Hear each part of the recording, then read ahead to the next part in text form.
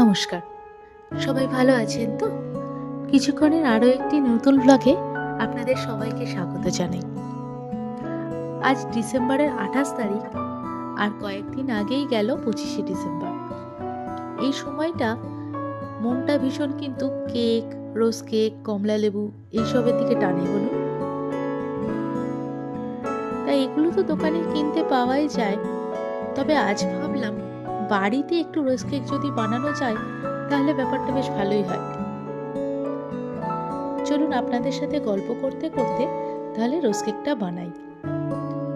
মায়ের কাছে দেখে নিয়েছিলাম, আজকে কিন্তু এটা আমারও একটা এক্সপেরিমেন্ট, প্রথম বানানো।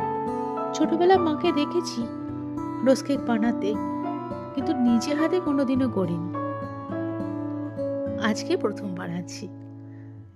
তা আমি এখানে মোট 7টা ডিম নিয়ে নিয়েছি,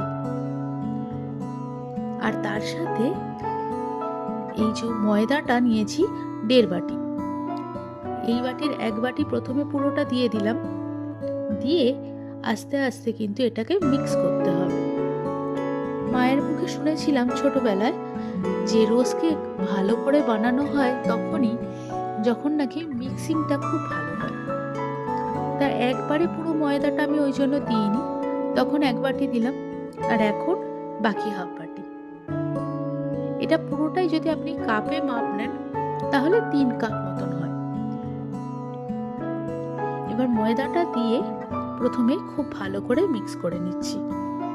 সব কিছু একেবারে দিয়ে মিক্স করব না, একটা একটা করে জিনিস দেব আর আস্তে আস্তে মিক্স করতে থাকবো। তাহলে কি হবে, ব্যাটারটা খুব সুন্দর হবে। আচ্ছা, এখানে আমি দিচ্ছি 2 কাপ চিনি, আর চিনিটা আমি মিক্সিতে গুঁড়ো করে নিয়েছি। অবশ্য মার্কেটে এমনি গুঁড়ো চিনি কিনতে পাওয়া যায়। আমি কি করেছি, বাড়িতে যে চিনিটা ছিল ওটাকে মিক্সিতে একটু গুঁড়ো করে নিয়েছি। তারপরে দিলাম 1 বাটি মানে 2 কাপ মতন চালের গুঁড়ো, আর এটা দিয়েও খুব ভালো করে এটাকে মিশিয়ে নিলাম।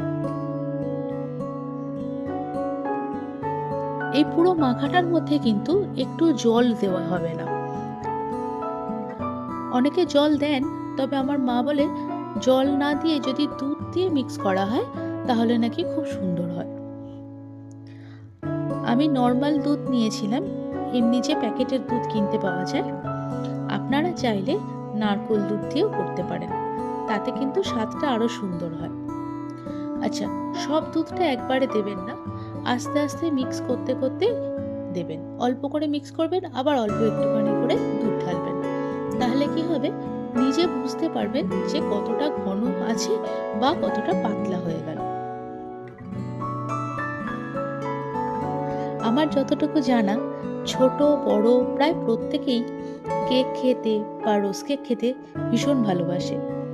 আমি নিজেও কেক তো খেতে ভালো লাগেই, তবে রোজ কেকটা যেন আরো বেশি ভালো লাগে।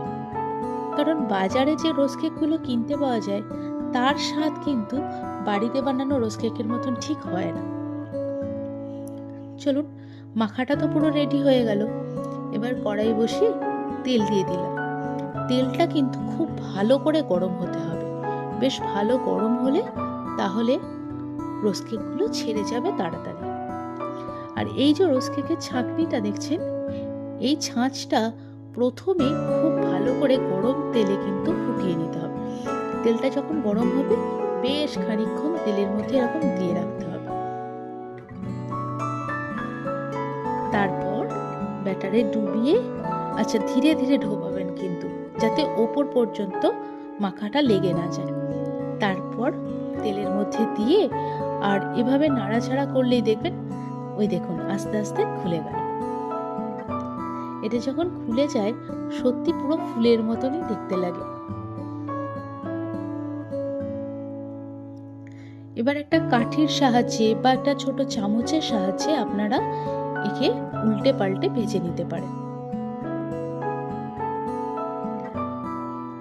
চলুন, গল্প করতে করতে কিন্তু রোজ কেকটা ঠিকঠাকই ভাজা হলো, তার মানে এক্সপেরিমেন্টটা একদম সাকসেস।